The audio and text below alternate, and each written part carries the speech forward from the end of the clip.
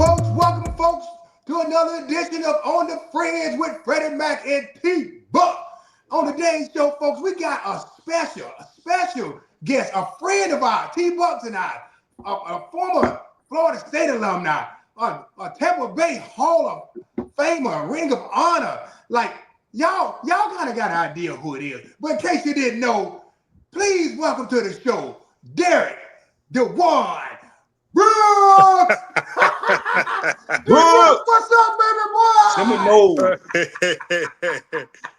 Man, What's up, man? what is up, man? What is up, man?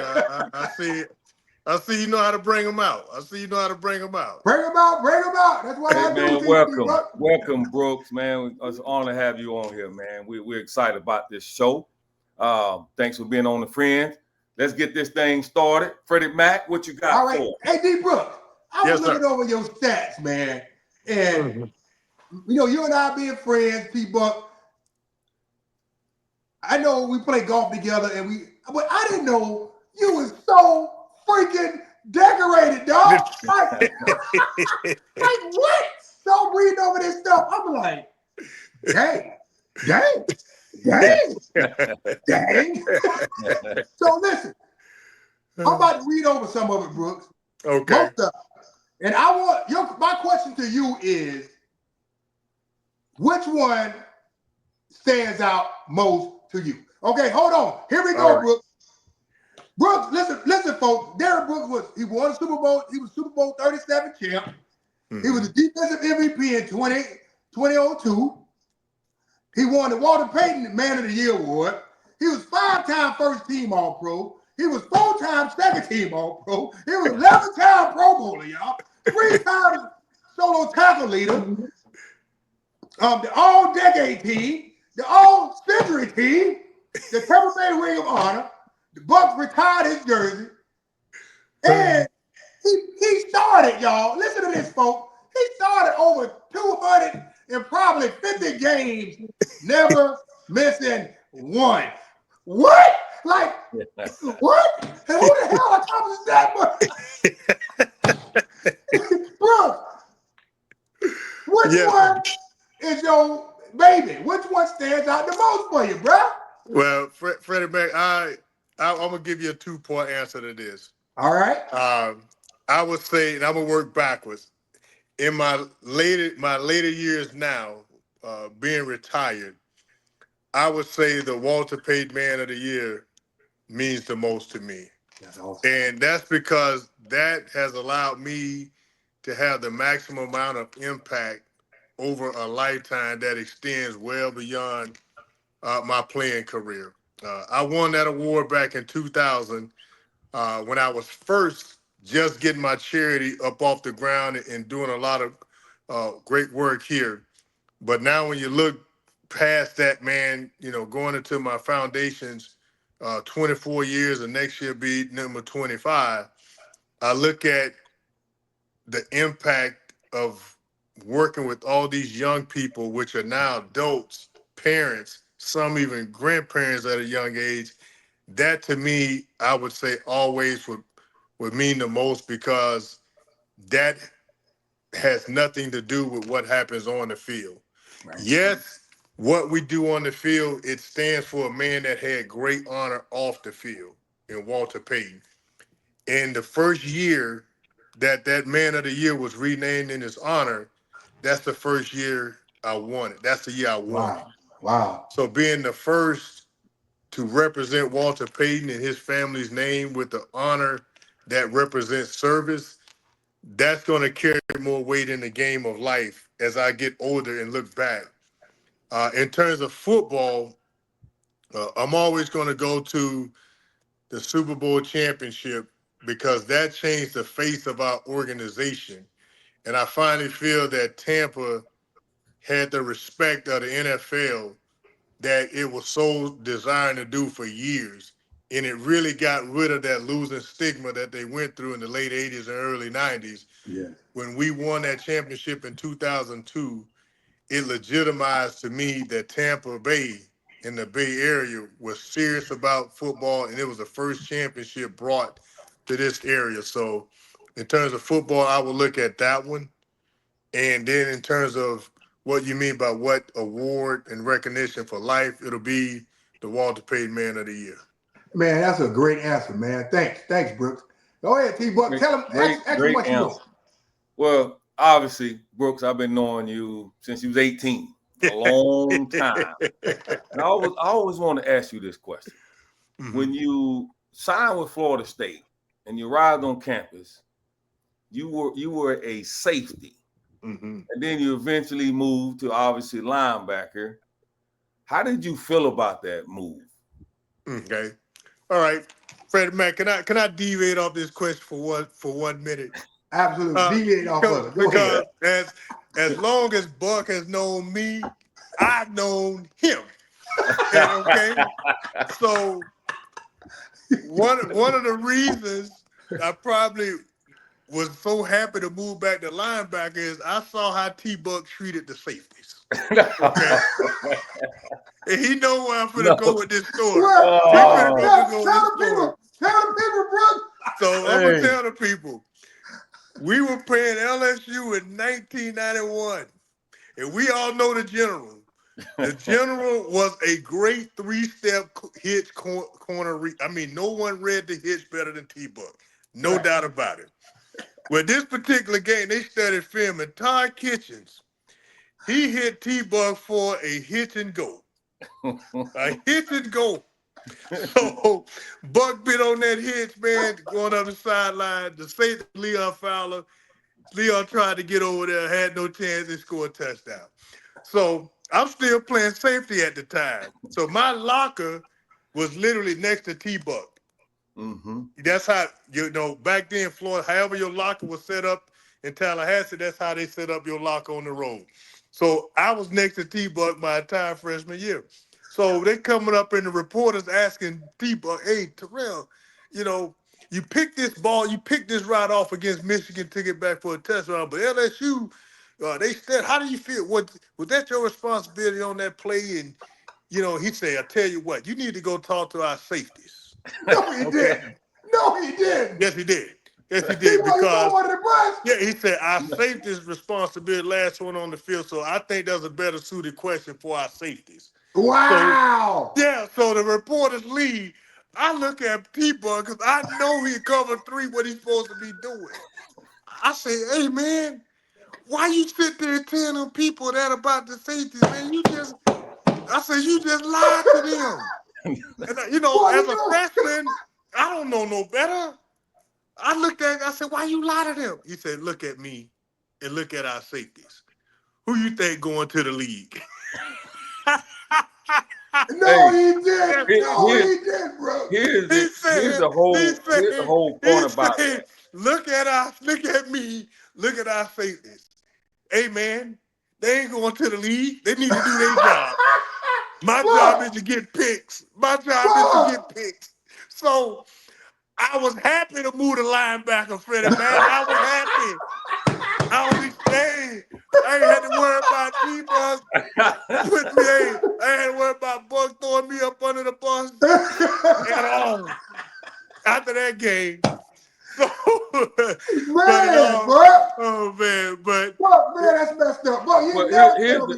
here's the moral to that story, right? We studied the background. They had not run double moves, right? No. And so I couldn't call. I really want to say Co Andrews like they don't run double moves. So you jump it. And so hey, the safety man, you back there to help us out when we But it's cover 3, Buck. You got it was a double move. He threw it on the inside. He got to get over the top of that. He got to top. So, and then this to top it off. This is going to top it off, and then I'm going to answer the question. So after that, I'm still like, man, but still, you got to do your job. He said, man, LSU ain't never ran no double move. And then you think they going to run it with a white dude at receiver? Of course not. And they did it. And they did. And bam. Hey, get my hat to him, man. Great call. Hey, Brooks, thanks for telling me that, dog. I ain't gonna never let him live it down. Hey, man, that was so funny. So, I got to tell that story because the truth, this is honest the truth. So, the very next, and the reason that memory stands so well, because the very next week I had a very good game that game at nickel linebacker. I did. I nickel package. I was balling. Right. So the next week, that Tuesday, Coach Mickey Andrews go ask me to step on a scale. I stepped on that scale, but remember this, I weighed 200 pounds even. Yes. I got off the scale, went back to my locker, getting dressed. Coach Andrews come right back there. Buck was actually still there sitting there. Coach Andrews looked at me and said, "Hey, you go in the linebackers room with Coach Burnham from here on out. Don't even come back to my room." Done. So I'm thinking I did something wrong. He said, "Don't even come back to the DB room. You with Coach Burnham from here on out." So I look at TBuck again. I said, "Man, what did I do?" I said, "Man, what did I do? I didn't do anything. I thought I had a good game." And my mentor at the time, he said, "Hey, man, look at it like this. You are getting more playing time in there with the linebackers, and you might get on the field with me now." I said, "Okay, that's who was your mentor? Buck." He said, that was the truth. Buck, and that was the truth. He said, he did. He said, "Hey, look at it like this. You get more playing time at linebacker." He said, "And then you might get a chance to get on the field with me." So that's my guy, man. So hey, man. I think, Buck, I think it was like, man, they really, for my size coming into Florida State, I was really about 180, 185 max. I was small, but I was hella fast. So as a player of the year, I played linebacker in high school, and coaches lined me up middle field, and I made plays. So I was used to playing at the line of scrimmage. The problem was I didn't know how to lift. I didn't gain weight, but at Florida State, I got in the lifting program, eating program. Man, I put on 15 pounds in 8 weeks. Wow. So, and they saw me making plays at linebacker. So I moved into linebacker, man, at 200 pounds, and then I just started getting more and more plays because Marvin Jones was the guy at that time. Yes. And And when I was on the field with Shea Tree when he got to nickel, man, both of us exploding to the football made us a better defense. Now, no knock to Kirk Carruthers, because Kirk Carruthers was good at what he did. But when I came to the field and started playing, especially the second half of my freshman year, you just saw a different dynamic and a different packages that we were able to do. Like Buck said, like a lot of man coverage. We can play a lot of man coverage with the linebackers at the time. But when I got in the game, I can cover, and Marvin could do what Marvin do best, attack downhill. Right. And I became the cover linebacker, and you can go a lot more man-to-man, which obviously T-Buck wanted to play back then. He wanted to play a lot of man. That's why. So you're responsible for him getting all those picks, what you're saying, bro. Nah, I'm not. No, I ain't gonna jump out there and say that. I ain't gonna jump out there. No, I ain't. But what I can say is when Buck say me moving to linebacker after coming in at safety, they definitely sold me that dream to get me there playing safety. But man, they did. Coach Andrew, boy, they did a hell of a job of selling me that. But I will say this.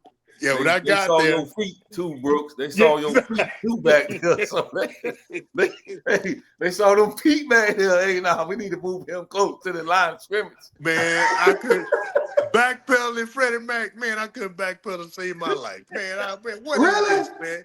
Man, no. As athletic as I was and backpedaling and playing away from the ball, it wasn't my thing. Right. I'm gonna tell you, boy, whenever they play action pass, and I was at safety, man, I was knocking the hell out of Edgar Bennett, Amp Lee, Sean Jackson. Boy, hey, and then they look back, running that post, touchdown. So in other words, hey, moving the linebacker was a blessing in disguise, wasn't it? Exactly.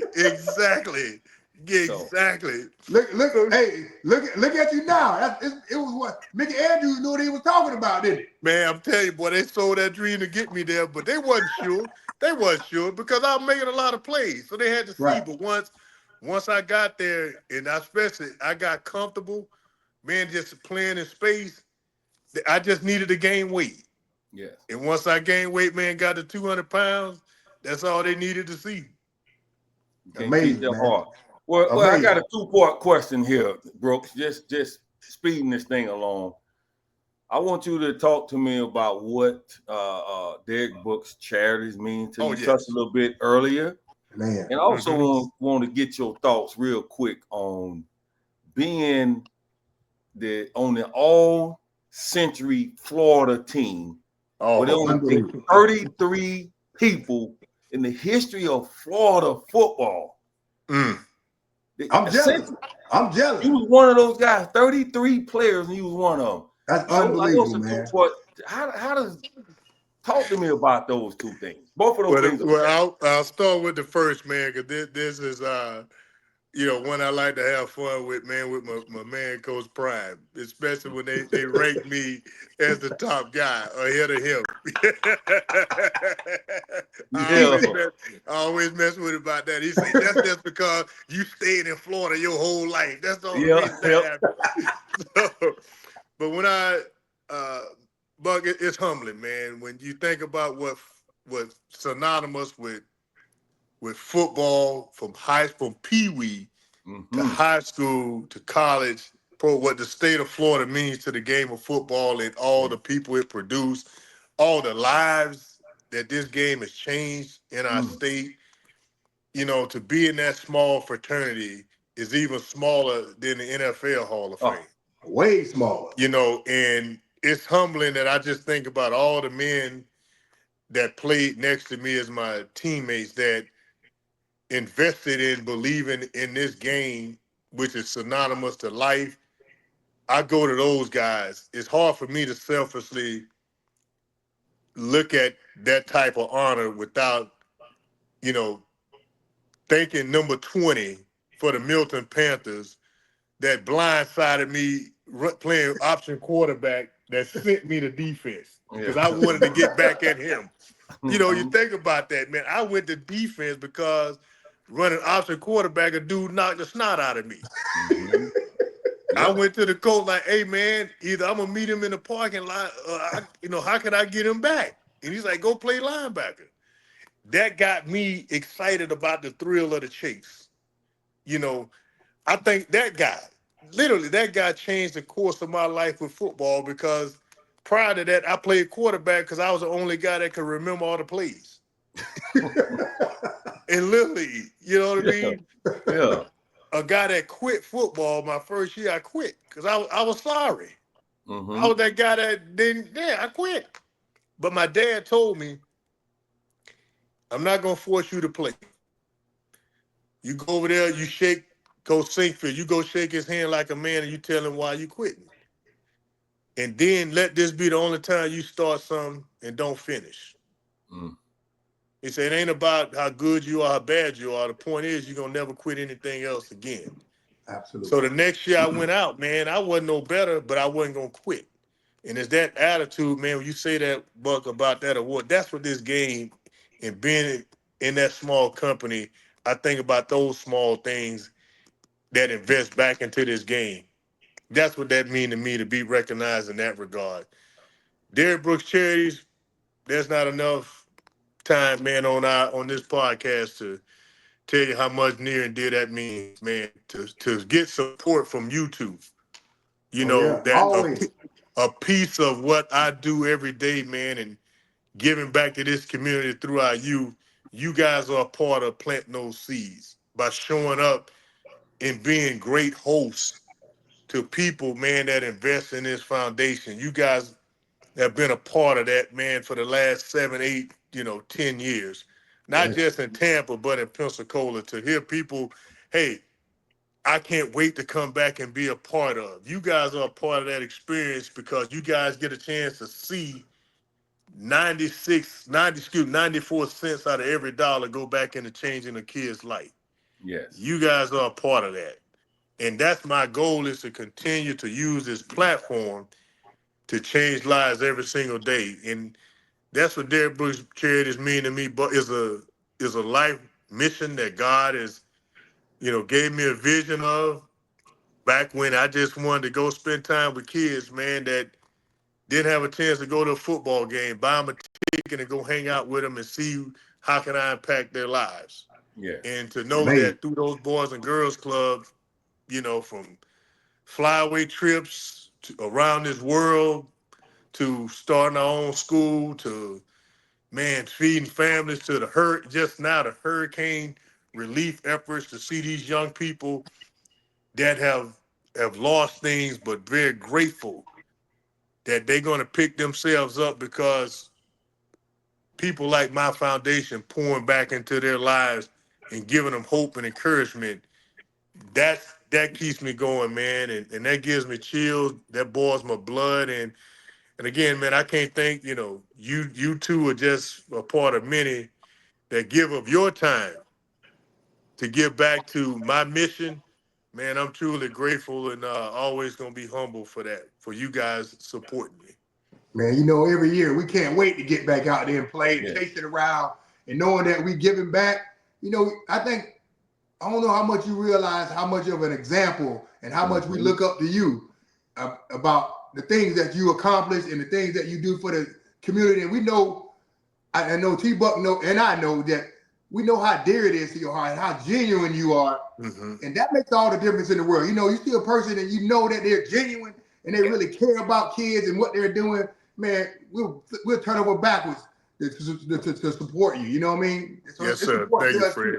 Show up. And on that, man, just echoing off that, obviously, knowing you, seeing you work from college, you was a special person then, on and off the field, and you just carry that on to the pros. And what are you doing now? It's been an honor, been a pleasure to watch the growth. Thank you, bro. The giving back and the consistency. I think life is the consistency, and life is the toughest thing. And you've been a consistent ball player, friend, husband, person, giver. and I really appreciate that. And father, great father too. Hey, we just appreciate you taking a few minutes out your busy day. Yeah. I don't know if you want no money on the golf course to take the wife out. I know you got dinner reservations from people, but hey, Freddie Mac, that's coming soon. Next week, baby. Next week. Next week. I've already let the wife know. Hey, man, next week. Come on, TBuck. So but last time we went to Outback, and then we did cheesecake. Thanks to you and the future. Yeah, I ate midnight steak too. Listen, hey, but anyways, I'm gonna say, listen. That's why I'm through with this team bet with Knox. All right. So when I see you two gentlemen, I'm going to bat for myself. Oh, you throwing the future on the bus? I'm not throwing him under the bus because that's our guy. However, he's not a good golf teammate. That's all I'm saying. That's all I'm saying. He's a great guy. Hey, I tend to agree with you on that one. He's not a good golf teammate. He might have been a good teammate in college, but golf, trash. See, because this is the second time he's been my teammate, and you guys have enjoyed cheesecake. I mean, I'm talking about nice slices, strawberry cheesecake, chocolate street. I'm gonna take all the flavors on you. That hurts. That hurts, man. That hurts, man. That hurts. That hurts. Hey, but listen, folks. We about to wrap this thing up. Hey, we just want to really just, our gratitude, and we're humbled to be able to have such a prestigious person on, man, humble guy, first team Hall of Famer, first ballot Hall of Famer, excuse me. And man, listen, Brooks, man, from the depths of our heart, man, we really appreciate you coming on, man. Until next time, thank you for tuning in to On the Friends with Freddie Mac and TBuck. We out of here. Peace. Peace.